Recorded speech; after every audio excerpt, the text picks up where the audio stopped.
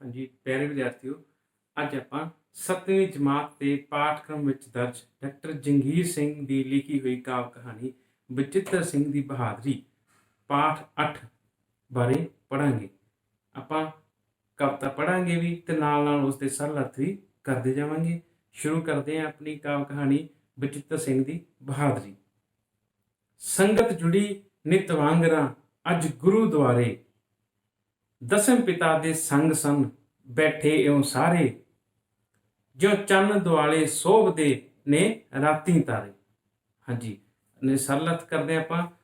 ਗੁਰਦੁਆਰਾ ਸ਼੍ਰੀ ਅਨੰਦਪੁਰ ਸਾਹਿਬ ਵਿਖੇ ਸ਼੍ਰੀ ਗੁਰੂ ਗੋਬਿੰਦ ਸਿੰਘ ਜੀ ਦੇ ਦੁਆਲੇ ਸੰਗਤਾਂ ਬੈਠੀਆਂ ਹਨ। ਸੰਗਤਾਂ ਇਸ ਤਰ੍ਹਾਂ ਲੱਗਦੀਆਂ ਹਨ ਜਿਵੇਂ ਕਿ ਰਾਤ ਨੂੰ ਚੰਨ ਦੇ ਦੁਆਲੇ ਤਾਰੇ ਸੋਭਦੇ ਹੋਣ। ਆ ਕੇ ਸੂਈਏ ਸਿੰਘ ਨੇ ਮੁਖੋਂ ਫਰਮਾਇਆ, ਹੁਣੇ ਪਹਾੜੀ ਰਾਜਿਆਂ ਇੱਕ ਮਤਾ ਪਕਾਇਆ, ਇੱਕ ਹਾਥੀ ਰਾਜਾ ਕੇਸਰੀ ਹੈ ਕਿਤੋਂ ਲਿਆਇਆ। ਤਾਂ ਸੂਈਏ ਸਿੰਘ ਨੇ ਆ ਕੇ ਖਬਰੀ ਨੇ ਗੁਰੂ ਗੋਬਿੰਦ ਸਿੰਘ ਜੀ ਨੂੰ ਦੱਸਿਆ ਕਿ ਪਹਾੜੀ ਰਾਜਿਆਂ ਨੇ ਆਪਣੇ ਵਿਰੁੱਧ ਇੱਕ ਮਤਾ ਪਾਸ ਕੀਤਾ ਹੈ, ਤਾਂ ਰਾਜਾ ਕੇਸਰੀ ਚੰਦ ਜਿਹੜਾ ਹੈ ਉਹ ਇੱਕ ਕਿਤੋਂ ਹਾਥੀ ਲੈ ਕੇ ਆਇਆ ਤਾਂ ਜੋ ਉਹ ਆਪਣੇ ਲੋਹਗੜ੍ਹ ਦੇ ਕਿਲੇ ਨੂੰ ਢਾਹ ਸਕੇ। ਲੋਹਗੜ੍ਹ ਢਾਉਣ ਵਾਸਤੇ ਉਹਨਾਂ ਕਰੀ ਤਿਆਰੀ, ਸਿਰ ਹਾਥੀ ਦੇ ਬੰਨ੍ਹ ਕੇ ਲੋਹ ਤਵੇ ਤੋਂ ਭਾਰੀ, ਉਹਦੀ ਸੁੰਡ ਦੇ ਨਾਲ ਬੰਨ੍ਹ ਦਿੱਤੀ ਤਲਵਾਰ ਦੋ ਧਾਰੀ। ਹਾਂਜੀ ਇਸ ਦੇ ਸਰਲ ਅਰਥ ਹਨ ਵੀ ਹਾਥੀ ਦੇ ਸਿਰ ਦੇ ਉੱਤੇ ਦੋ ਲੋਹੇ ਦੇ ਵੱਡੇ ਵੱਡੇ ਜਿਹੜੇ ਤਵੇ ਹੈਗੇ ਆ ਉਹ ਬੰਨ੍ਹ ਦਿੱਤੇ ਹਨ। ਉਸ ਦੀ ਸੁੰਡ ਦੇ ਨਾਲ ਦੋ ਧਾਰੀ ਤਲਵਾਰ ਬੰਨ੍ਹ ਦਿੱਤੀ ਹੈ ਤਾਂ ਜੋ ਉਸ ਨੂੰ ਲੋਹਗੜ੍ਹ ਦੇ ਕਿਲੇ ਵੱਲ ਭੇਜ ਕੇ ਲੋਹਗੜ੍ਹ ਦਾ ਕਿਲਾ ਉਸ ਤੋਂ ਢਾਇਆ ਜਾਵੇ। ਹਾਂਜੀ ਅੱਗੇ ਹੈ, ਮਸਤ ਕਰਨ ਲਈ ਉਸ ਨੂੰ ਹੈ ਸੁਰਾ ਪਿਲਾਈ, ਕੱਲ ਨੂੰ ਇੱਧਰ ਆਵਣਾ ਉਸ ਕਰਕੇ ਧਾਈ। ਏਦਾਂ ਕਹਿ ਕੇ ਸਿੰਘ ਨੇ ਸੀ ਗੱਲ ਮੁਕਾਈ। ਤਾਂ ਇਹਦੇ ਸਰਲ ਅਰਥ ਹਨ ਕਿ ਉਸ ਨੂੰ ਹਾਥੀ ਨੂੰ ਤਿਆਰ ਕਰਕੇ ਉਸ ਨੂੰ ਮਸਤ ਕਰਨ ਲਈ ਉਸ ਨੂੰ ਸ਼ਰਾਬ ਪਿਲਾਈ ਗਈ। ਸੁਰਾ ਮਤਲਬ ਸ਼ਰਾਬ ਪਿਲਾਈ ਗਈ। ਉਸਨੇ ਕੱਲ ਨੂੰ ਇੱਧਰ ਹਮਲਾ ਕਰਨ ਲਈ ਆਉਣਾ ਹੈ। ਇੰਨਾ ਕਹਿ ਕੇ ਸਿੰਘ ਨੇ ਆਪਣੀ ਗੱਲ ਖਤਮ ਕੀਤੀ। ਉਸ ਤੋਂ ਬਾਅਦ ਸੁਣ ਕੇ ਸਾਰੀ ਵਾਰਤਾ ਸਤਿਗੁਰ ਮੁਸਕਾਏ, ਦੁਨੀ ਚੰਦ ਵੱਲ ਵੇਖ ਕੇ ਮੁਖੋਂ ਮੁਸਕਾਏ। ਆਉਂਦਾ ਹੈ ਹਾਥੀ ਮਸਤਿਆ ਜੀ ਸਦਕੇ ਆਏ। ਹਾਂਜੀ ਬੱਚੋ, ਜਦੋਂ ਗੁਰੂ ਗੋਬਿੰਦ ਸਿੰਘ ਜੀ ਨੇ ਸਾਰੀ ਗੱਲ ਸੁਣ ਲਈ ਤਾਂ ਉਹ ਮੁਖੋਂ ਮੁਸਕਰਾਉਣ ਲੱਗ ਪਏ। ਉਹਨਾਂ ਨੇ ਦੁਨੀ ਚੰਦ ਵੱਲ ਦੇਖਿਆ ਅਤੇ ਕਿਹਾ, ਜੇ ਮਸਤਿਆ ਹੋਇਆ ਹਾਥੀ ਆਉਂਦਾ ਤਾਂ ਜੀ ਸਦਕੇ ਆ ਜਾਵੇ, ਸਾਨੂੰ ਕੋਈ ਪਰਵਾਹ ਨਹੀਂ ਹੈ। ਇਹ ਗੱਲ ਸੁਣ ਕੇ ਦੁਨੀ ਚੰਦ ਡਾਢਾ ਘਬਰਾਇਆ, ਸੋਚਣ ਲੱਗਾ ਕਿਸਮਤੇ ਕਿੱਥੇ ਮਰਵਾਇਆ। ਏਡੀ ਵੱਡੀ ਢੀਲ ਡੋਲ ਦਿਲ ਛੋਟਾ ਪਾਇਆ।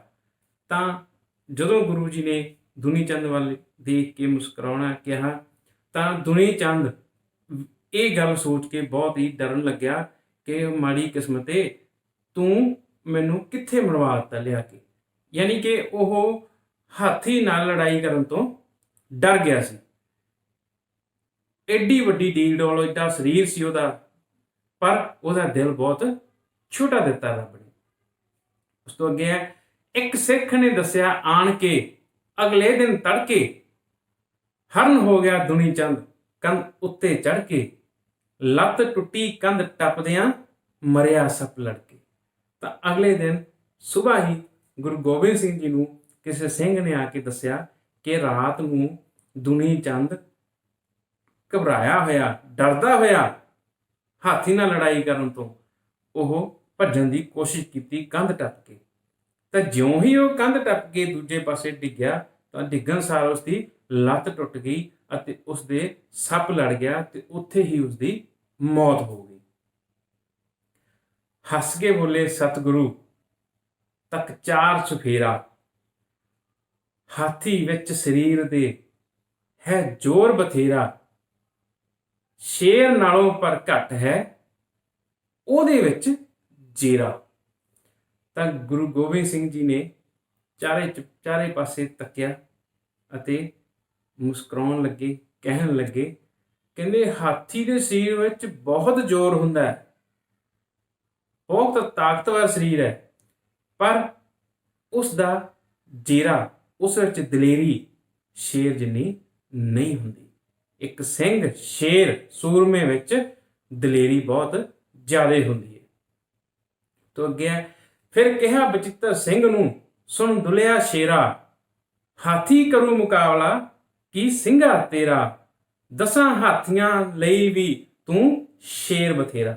ਤਾਂ ਗੁਰੂ ਗੋਬਿੰਦ ਸਿੰਘ ਜੀ ਨੇ ਉਹਨਾਂ ਦੇ ਨਾਲ ਖੜੇ ਬਚਿੱਤਰ ਸਿੰਘ ਜੀ ਨੂੰ ਕਿਹਾ, ਉਹਨੂੰ ਸੰਬੋਧਨ ਕਰਕੇ ਕਿਹਾ, ਓਏ ਬਹਾਦਰ ਸ਼ੇਰਾ, ਸੂਰਮਿਆਂ ਸਿੰਘਾ, ਤੇਰਾ ਮੁਕਾਬਲਾ ਹਾਥੀ ਨਹੀਂ ਕਰ ਸਕਦਾ। ਤੂੰ 10 ਹਾਥੀਆਂ ਨਾਲ ਮੁਕਾਬਲਾ ਕਰਨ ਲਈ ਕੱਲਾ ਹੀ ਇੱਕ ਸ਼ੇਰ, ਇੱਕ ਸਿੰਘ ਕਾਫੀ ਹੈ। ਸੁਣ ਕੇ ਸਿੰਘ ਨੇ ਘੋੜੇ ਤੇ ਕਾਠੀ ਜਾ ਪਾਈ, ਲੋਹਗੜ੍ਹ ਦੇ ਵੱਲ ਉਸ ਨੇ ਝੱਟ ਕਰੀ ਚੜਾਈ, ਪੁੱਜਿਆ ਕਿਲੇ ਦੇ ਸਾਹਮਣੇ ਉਸ ਦੇਰ ਨਾ ਲਾਈ। ਇਸ ਵਿੱਚ ਇਹਨਾਂ ਸਤਰਾਂ ਵਿੱਚ ਕਿਹਾ ਗਿਆ ਹੈ ਕਿ ਜਦੋਂ ਭਾਈ ਬਚਿੱਤਰ ਸਿੰਘ ਜੀ ਨੂੰ ਗੁਰੂ ਗੋਬਿੰਦ ਸਿੰਘ ਜੀ ਨੇ ਕਿਹਾ ਕਿ ਤੂੰ ਹਾਥੀ ਨਾਲ ਮੁਕਾਬਲਾ ਕਰਨ ਲਈ ਇਕੱਲਾ ਹੀ ਸ਼ੇਰ ਬਹੁਤ ਹੈ, ਇੱਕ ਹੀ ਸ਼ੇਰ ਬਹੁਤ ਹੈ, ਸਿੰਘ ਬਹੁਤ ਹੈ, ਤਾਂ ਬਚਿੱਤਰ ਸਿੰਘ ਨੇ ਗੁਰੂ ਜੀ ਦਾ ਹੁਕਮ ਸੁਣ ਕੇ ਬਿਲਕੁਲ ਵੀ ਦੇਰ ਨਹੀਂ ਕੀਤੀ, ਕੋਈ ਸਮਾਂ ਨਹੀਂ ਵਿਅਰਥ ਕੀਤਾ। ਉਹਨੇ ਉਸੇ ਵਕਤ ਹੀ ਆਪਣੇ ਘੋੜੇ ਤੇ ਜਾ ਕੇ ਕਾਠੀ ਪਾ ਲਈ ਅਤੇ ਘੋੜੇ ਤੇ ਸਵਾਰ ਹੋ ਕੇ ਉਹ ਲੋਹਗੜ੍ਹ ਦੇ ਕਿਲੇ ਵੱਲ ਨੂੰ ਤੁਰ ਪਿਆ।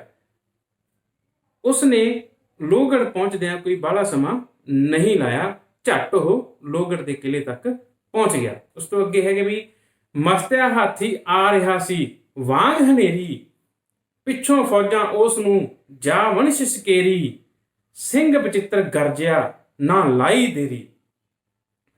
ਇਸ ਵਿੱਚ ਜੰਗੀਰ ਸਿੰਘ ਨੇ ਕਿਹਾ ਹੈ ਕਿ ਜਦੋਂ ਬਚਿੱਤਰ ਸਿੰਘ ਲੋਹਗੜ੍ਹ ਦੇ ਕਿਲੇ ਦੇ ਸਾਹਮਣੇ ਪਹੁੰਚ ਗਿਆ ਤਾਂ ਉਸਨੇ ਵੇਖਿਆ ਕਿ ਹਾਥੀ ਬੜੀ ਸਪੀਡ ਨਾਲ, ਫੁਰਤੀ ਨਾਲ, ਤੇਜ਼ੀ ਨਾਲ ਲੋਹਗੜ੍ਹ ਦੇ ਕਿਲੇ ਵੱਲ ਨੂੰ ਭੱਜਿਆ ਆ ਰਿਹਾ ਹੈ। ਪਿੱਛੋਂ ਫੌਜਾਂ, ਕੇਸਰੀ ਚੰਦ ਰਾਜੇ ਦੀਆਂ ਫੌਜਾਂ ਵੀ ਉਸ ਨੂੰ ਸ਼ਿਸ਼ਕਾਰ ਰਹੀਆਂ ਹਨ, ਹੱਲਾਸ਼ੇਰੀ ਦੇ ਰਹੀਆਂ ਹਨ, ਹਾਥੀ ਨੂੰ ਭਜਾ ਰਹੀਆਂ ਹਨ। ਤੇ ਬਚਿੱਤਰ ਸਿੰਘ ਸ਼ੇਰ ਵਾਂਗੂ ਗਰਜਿਆ ਅਤੇ ਉਸ ਦੇ ਕਿਲੇ ਦੇ ਸਾਹਮਣੇ ਜਾ ਕੇ ਖੜ ਗਿਆ। ਵਧਿਆ ਹਾਥੀ ਵੱਲ ਨੂੰ ਯੋਧਾ ਬਲਕਾਰੀ, ਧੂ ਨਾਗਣੀ ਉਸ ਨੇ ਹਾਥੀ ਦੇ ਮਾਰੀ, ਗਈ ਤਵੇ ਨੂੰ ਚੀਰਦੀ ਧਸ ਅੰਦਰ ਸਾਰੀ। ਤਾਂ ਜਦੋਂ ਭਾਈ ਬਚਿੱਤਰ ਸਿੰਘ ਨੇ ਹਾਥੀ ਦੇ ਸਾਹਮਣੇ ਹੋ ਕੇ ਨਾਗਣੀ ਹਾਥੀ ਦੇ ਮੱਥੇ ਵਿੱਚ ਮਾਰੀ ਤਾਂ ਉਸ ਦੇ ਮੱਥੇ ਤੇ ਲੱਗਿਆ, ਹਾਥੀ ਦੇ ਮੱਥੇ ਤੇ ਲੱਗਿਆ ਲੋਹੇ ਦਾ ਤਵਾ, ਚੀਰਦੀ ਹੋਈ ਨਾਗਣੀ ਉਸ ਦੇ ਮੱਥੇ ਵਿੱਚ ਖੁੱਭ ਗਈ, ਧਸ ਗਈ। ਉਸ ਤੋਂ ਅੱਗੇ ਹੈ, ਹਾਥੀ ਭੱਜਿਆ ਚੀਕਦਾ, ਖਾ ਫਟ ਕਰਾਰਾ, ਇੱਕੋ ਵਾਰ ਹੀ ਸਿੰਘ ਦਾ ਕਰ ਗਿਆ ਨਿਤਾਰਾ, ਭੱਜਿਆ ਰਣ ਚੋਂ ਕੇਸਰੀ ਲਸ਼ਕਰ ਵੀ ਸਾਰਾ। ਜਦੋਂ ਹਾਥੀ ਦੇ ਨਾਗਨੀ ਦਾ ਵਾਰ ਕੀਤਾ ਬਚਿੱਤਰ ਸਿੰਘ ਨੇ ਤਾਂ ਉਸ ਧੁਰੰਦਰ ਧਸ ਗਈ, ਤਾਂ ਹਾਥੀ ਦਰਦ ਨਾਲ ਚੀਕਦਾ ਹੋਇਆ ਪਛਾਂ ਨੂੰ ਭੱਜਿਆ। ਭਾਈ ਬਚਿੱਤਰ ਸਿੰਘ ਦੇ ਇੱਕ ਹੀ ਵਾਰ ਨਾਲ ਲੜਾਈ ਖਤਮ ਹੋ ਗਈ। ਰਾਜਾ ਕੇਸਰੀ ਚੰਦ ਅਤੇ ਉਸ ਦੀਆਂ ਫੌਜਾਂ ਵੀ ਇਹ ਨਜ਼ਾਰਾ ਦੇਖ ਕੇ ਪਿੱਛੇ ਨੂੰ ਭੱਜ ਪਈਆਂ। ਸ਼ੇਰ ਬਚਿੱਤਰ ਸਿੰਘ ਨੇ ਸੀ ਰੱਖ ਵਿਖਾਈ, ਸਿੰਘ ਬਹਾਦਰ ਹੋਂ ਦਾ ਇਹ ਅਸਲ ਸੱਚਾਈ, ਸਿੰਘ ਸੂਰਮੇ ਕਦੇ ਨਾ ਰਣ ਪਿੱਠ ਦਿਖਾਈ। ਇਸ ਲੜਾਈ ਵਿੱਚ ਬਚਿੱਤਰ ਸਿੰਘ ਨੇ ਖਾਲਸੇ ਦੀ ਇੱਜ਼ਤ ਰੱਖ ਲਈ। ਉਸਨੇ ਸਾਬਤ ਕਰ ਦਿੱਤਾ ਕਿ ਸਿੰਘ ਸ਼ੇਰ ਅਸਲ ਵਿੱਚ ਹੀ ਸੂਰਮਾ ਹੁੰਦਾ ਹੈ, ਬਹਾਦਰ ਹੁੰਦਾ ਹੈ। ਸਿੰਘ ਸੂਰਮੇ ਕਦੇ ਵੀ ਲੜਾਈ ਦੇ ਮੈਦਾਨ ਵਿੱਚ ਆਪਣੀ ਪਿੱਠ ਨਹੀਂ ਦਿਖਾਉਂਦੇ, ਉਹ ਹਮੇਸ਼ਾ ਜਿੱਤ ਕੇ ਹੀ ਆਉਂਦੇ ਹਨ। ਪਿਆਰੇ ਵਿਦਿਆਰਥੀਓ, ਆਪਾਂ ਇਹ ਕਾਵਿ ਕਹਾਣੀ ਪੜ੍ਹ ਲਈ ਹੈ, ਇਹਦੇ ਸਰਲ ਅਰਥ ਵੀ ਕਰ ਲਏ ਹਨ। ਹੁਣ ਮੈਂ ਤੁਹਾਨੂੰ ਇਹਦੇ ਵਿੱਚੋਂ ਕੁਝ ਪ੍ਰਸ਼ਨ ਪੁੱਛਾਂਗਾ। ਹਰੇਕ ਪ੍ਰਸ਼ਨ ਦੇ 4 ਉੱਤਰ ਦਿੱਤੇ ਹੋਣਗੇ, ਤੁਸੀਂ ਸਹੀ ਉੱਤਰ ਦੱਸਣਾ ਬੱਚਿਓ। ਪਹਿਲਾ ਪ੍ਰਸ਼ਨ ਹੈ, ਸਾਰੀ ਸੰਗਤ ਕਿਹੜੇ ਗੁਰੂ ਜੀ ਦੁਆਲੇ ਬੈਠੀ ਸੀ? ਪਹਿਲਾ ਉੱਤਰ ਹੈ ਸ਼੍ਰੀ ਗੁਰੂ ਨਾਨਕ ਦੇਵ ਜੀ, ਦੂਜਾ ਉੱਤਰ ਹੈ ਸ਼੍ਰੀ ਗੁਰੂ ਗੋਬਿੰਦ ਸਿੰਘ ਜੀ, ਤੀਜਾ ਸ਼੍ਰੀ ਗੁਰੂ ਅਰਜਨ ਦੇਵ ਜੀ, ਚੌਥਾ ਸ਼੍ਰੀ ਗੁਰੂ ਹਰਗੋਬਿੰਦ ਸਾਹਿਬ ਜੀ। ਹਾਂਜੀ, ਕਿਹਨਾਂ ਦੁਆਲੇ ਬੈਠੇ ਸੀ?